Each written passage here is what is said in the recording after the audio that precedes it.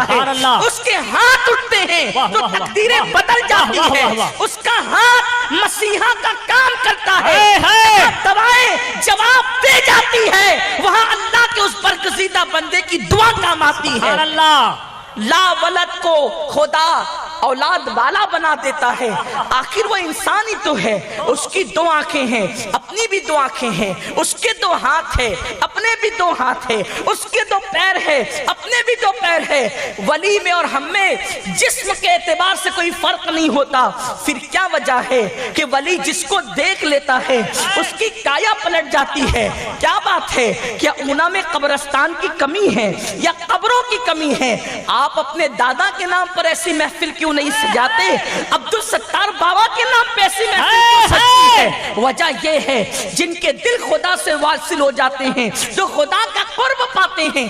اور بات یہ ہے کہ آپ کے دادا کے نام پہ اتنے لوگوں کو آپ جمع بھی نہیں کر سکتے, اس لیے کہ لوگوں کا جمع ہونا یہ کسی کی روحانی کشش کی بنیاد پر ہوتا ہے, یہ کسی کے کھینچنے کی بنیاد پر ہوتا ہے, ورنہ محفلیں تو اور بھی سجتی ہے. اور پھر چلیں اگر آپ کسی کو جمع بھی کر لیں تو پھر یہ رنگ کہاں سے لائیں گے, یہ روپ کہاں سے لائیں گے, یہ حسن کہاں سے لائیں گے, یہ اطمینان قلبی کہاں سے لائیں گے, یہ سکون کی دولت کہاں سے لائیں گے؟ تو ولی بھی انسان ہوتا ہے, ہم بھی انسان ہے. فرق کیا ہوتا ہے؟ کسی ولی کے مزار پہ بیٹھ کر سوچو, ہم میں کا انسان اتنا بلندی کیسے پا گیا کہ ملائکہ بھی جسے رشک کی نظر سے دیکھ رہے ہیں, یہاں ملائکہ رشک کی نظر سے دیکھ رہے ہیں. اور قیامت کے دن حدیث پاک میں آتا ہے کہ شہداء اور انبیاء ان بندوں کو نگاہ رشک سے دیکھیں گے. حالانکہ انبیاء کے مرتبے بہت بلند ہیں, لیکن یہاں اولیاء کی شان بیان کرتے ہوئے اللہ کے حبیب علیہ السلام نے فرمایا کہ شہداء اور انبیاء ان کو رشک کی نظر سے دیکھیں گے. وہ نور کے منبر پر بیٹھے ہوں گے اور ان کے چہروں پر کوئی خوف نہیں ہوگا, ان کو کوئی بے قراری نہیں ہوگی, ان کو کوئی بے چینی نہیں ہوگی. کہا جائے گا یہ کون ہے؟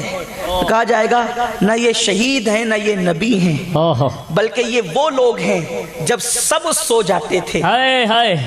یہ وہ لوگ ہیں جب سب سو جاتے تھے تو یہ اپنے پہلوؤں کو بستر سے الگ کر کے مصلوں پر کھڑے ہوتے تھے. سبحان اللہ, سبحان اللہ. جب لوگ نیند کے مزے لیتے تھے اور کھراٹے لیتے تھے اس وقت یہ قرآن مقدس کی تلاوت کرتے تھے. جب سب لوگ گناہوں کے دلدل میں رات کی تاریکیوں کا فائدہ اٹھاتے ہوئے گناہوں میں ڈوب جاتے تھے اس وقت یہ اپنے اللہ کو منانے کے لیے اپنی آنکھوں کی آنسو رب کی بارگاہ میں بطور سوگات پیش کرتے تھے. ان تین صفتوں کی وجہ سے اللہ نے ان کو یہ مقام عطا فرمایا ہے جن کو ہم اپنی زبان میں ولی کہتے ہیں. سبحان اللہ. تو ولیوں کے یہاں بیٹھ کر احتساب کرو کہ ان کو یہ منزلیں کیسے ملی. اور میں نے جس آیہ کریمہ کی تلاوت اس عرس سراپا قدس کی محفل میں کی ہے, اللہ تبارک و تعالیٰ قرآن مقدس میں فرماتا ہے یا ایھا الذین آمنوا علیکم انفسکم, اے ایمان والو تم اپنی فکر کرو, اے ایمان والو تم اپنے حوالے سے غور کرو, اے ایمان والو تم اپنا احتساب کرو, اپنی فکر کرو. اپنی فکر کیا؟ آج کل انسان ہر کسی کی فکر میں لگا ہوا ہے, یہ کر رہا ہے, یہ کر رہا ہے, یہ وہ کر رہا ہے, یہ ایسا کر رہا ہے, یہ ویسا کر رہا ہے. اے مسلمان تو کیا کر رہا ہے؟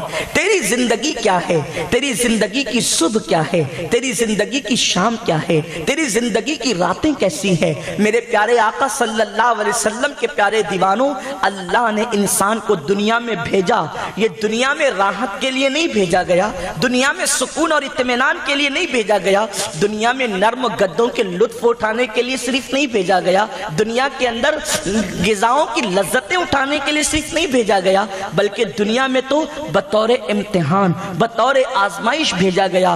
دنیا کے اندر آنے والا انسان جب دنیا سے جائے گا, آنے والے جانے کا یقین ہے کہ تجھے جانا ہے, لیکن جانے والا جب جائے گا تو اپنے ساتھ کچھ کچھ نہ کچھ لے کر کے جائے گا۔ میرے آقا صلی اللہ علیہ وسلم کے پیارے دیوانوں، میرا اللہ قرآن میں فرماتا ہے تم اپنے ساتھ کیا لے کر کے جاؤ گے؟ قرآن کہتا ہے لا تنس نصیبک من الدنیا، دنیا سے اپنے نصیب کا مت بھول۔ تو اپنا کفن دنیا سے لے کر جائے گا، تیرے کفن میں یا تو تیری اچھائیاں ہوگی یا تو تیرے کفن میں تیری برائیاں ہوگی۔ میرے آقا علیہ السلام کے دیوانوں، آج مغربی تہذیب کے دلدل میں ڈوب کر، آج فلموں کے چلن کے اندر ڈوب کر، آج سیریلوں کی گندگی میں ڈوب کر، دنیا کی محبت میں غرق ہو کر ہم اللہ کو بھول گئے۔ ہمیں پتہ نہیں کہ ہمیں اللہ کی طرف لوٹ کر جانا ہے، ہمیں رب کی طرف پلٹنا ہے، ہمیں اللہ کی طرف رجوع کرنا ہے۔ میرا اللہ ارشاد فرماتا ہے کیا تم یہ تصور کرتے ہو کہ تمہیں اللہ کی طرف پلٹ کر کے نہیں جانا ہے؟ اللہ کی طرف پلٹ کر جانا ہے۔ جوانی کو رنگریلیوں میں ڈبا دینے والوں، تمہیں بھی رب کی طرف پلٹنا ہے۔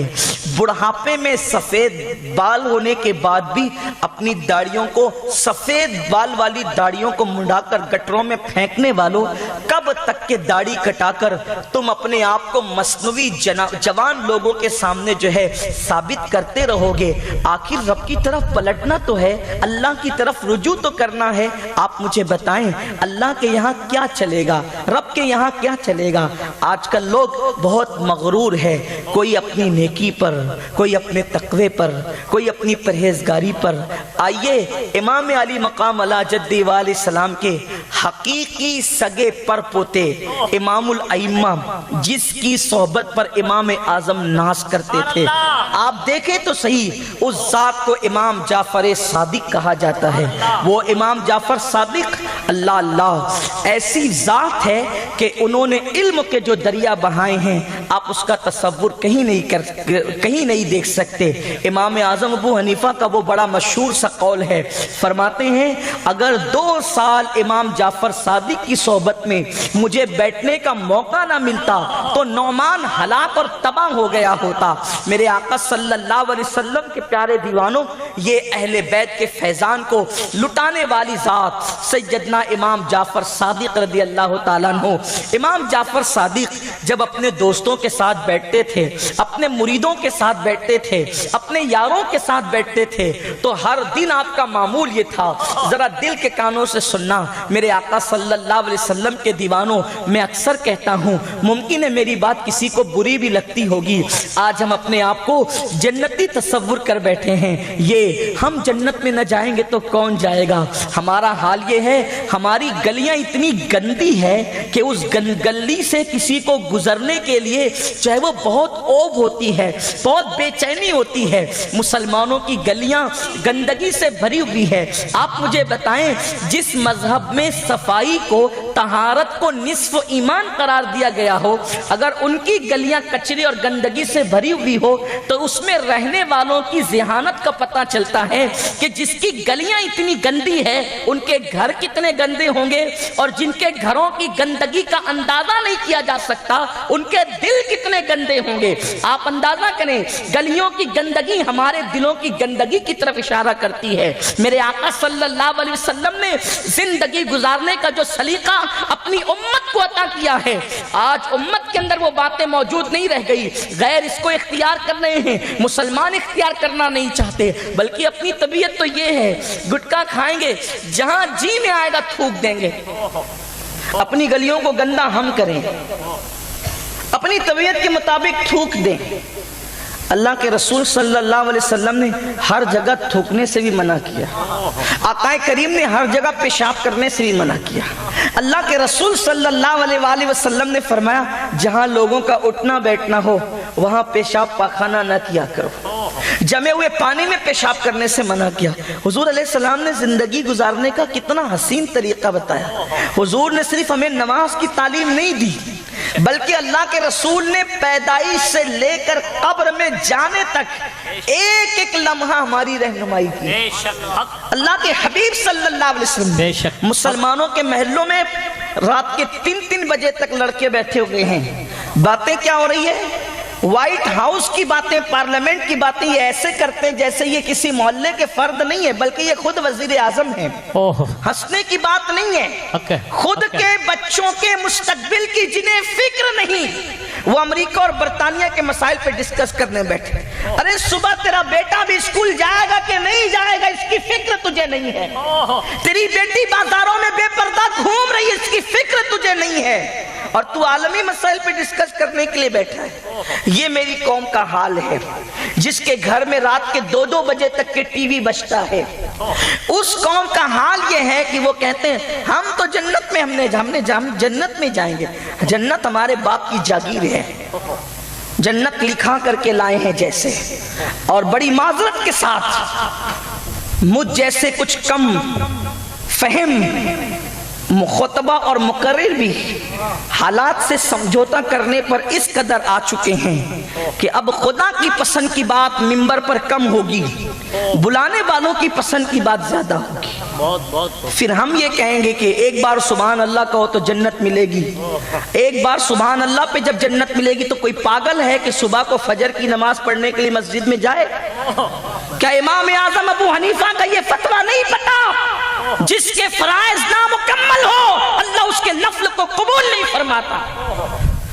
نوافل کی فضائل کا میں منکر نہیں ہوں، لیکن سنیوں کب تک کہ میں جنتی کی بات کرتے رہو گے؟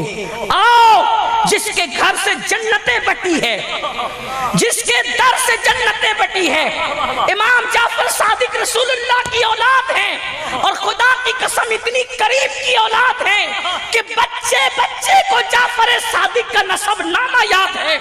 جعفر صادق کے والد امام محمد باقر، امام باقر کے والد امام زین العابدین سید العابدین، اور امام زین العابدین کو سید السجاد کا لقب، زین العابدین کا لقب کسی خطیب نے نہیں، مصطفیٰ جان رحمت علیہ عطا فرمایا۔ تکبیر، نعرہ رسالت، نعرہ حیدری۔ امام زین العابدین کو میرے آقا نے امام حسین سے کہا تھا حسین تیری نسل میں ایسا بیٹا ہوگا جو سید سجاد اور سید العابدین ہوگا، وہ سجدہ کرنے والوں کی زینت ہوگا، وہ عابدوں کا امام ہوگا۔ امام زین العابدین کی خبر میرے آقا علیہ الصلوۃ والتسلیم نے عطا فرمائی تھی، بلکہ ابھی گفتگو اگر اس طرف جائے گی تو بہت طویل ہو جائے گی، لیکن اس طرف نہیں جاتا۔ امام جعفر صادق کے والد امام محمد باقر، ان کے والد امام زین العابدین، ان کے والد مظلوم کربلا امام عرش مقام سیدنا امام حسین علیہ جدی علیہ السلام، ان کے والد مولائے کائنات سید السادات شیر خدا علی مرتضی خاتم ولایت سیدنا مولا علی مرتضی، اور ان کی زوجہ سیدہ طیبہ طاہرہ عابدہ زاہدہ عالمہ غیر معلمہ سیدہ فاطمہ الزہرا سلام اللہ علیہا، اور ان کے والد سیدنا قائد المرسلین سید العالمین محمد الرسول اللہ صلی اللہ علیہ وسلم۔ یہ نسب نامہ ہے امام جعفر صادق کا۔ لیکن جب محفل میں بیٹھتے تھے مریدوں کے ساتھ، غلاموں کے ساتھ، تو محفل اٹھنے سے پہلے کہتے تھے آؤ ذرا اٹھنے سے پہلے ایک وعدہ لے لیں ایک دوسرے کے ساتھ، علیکم انفسکم، اٹھنے سے پہلے ایک وعدہ لے لیں ہاتھ میں ہاتھ دے کر۔ امام جعفر صادق کسی کے ہاتھ میں اپنا ہاتھ دیتے تھے، کہتے تھے اگر قیامت میں تیری مغفرت ہو گئی تو تم میری سفارش کر دینا کہ اللہ میری بھی مغفرت فرما دے، اور میری ہو گئی تو میں تیری سفارش کروں گا۔ پھر دوسرے سے کہتے اگر تیری مغفرت ہو گئی تو تم میری سفارش کرنا، اور میری ہو گئی تو میں تیری سفارش کروں گا۔ پوری محفل سے یہ وعدہ لیا جاتا، لوگوں کی آنکھوں میں آنسو آ جاتے، لوگ کہتے آپ تو ابن رسول ہیں۔ امت کا متفقہ عقیدہ یہ ہے نا کہ آل محمد پر جہنم حرام ہے، لیکن سوچو تو صحیح علیکم انفسکم کا جذبہ کیا تھا؟ خود एहतिसाबी का जज्बा क्या था, आजिज़ी का जज्बा क्या था। फरमाते हैं तुम्हारी मग़फ़िरत होगी तो मेरी सिफारिश करना, और मेरी होगी तो मैं तुम्हारी। तो कहते हैं आप इब्ने रसूल हैं, आपको मग़फ़िरत के हवाले से इतनी फिक्र करने की क्या ज़रूरत है। अल्लाह अकबर। इमाम जाफ़र सादिक फरमाते थे कि अल्लाह तबारक व तआला ने मग़फ़िरत का वादा किसी को नामज़द करके नहीं फरमाया, किसी को नामज़द करके मग़फ़िरत का वादा अल्लाह ने नहीं फरमाया। इसलिए कहता हूँ कि अगर तेरी मग़फ़िरत हो जाए तो रब की बारगाह में मेरी सिफारिश करना। कहाँ इमाम जाफ़र सादिक, कौन इमाम, कौन इमाम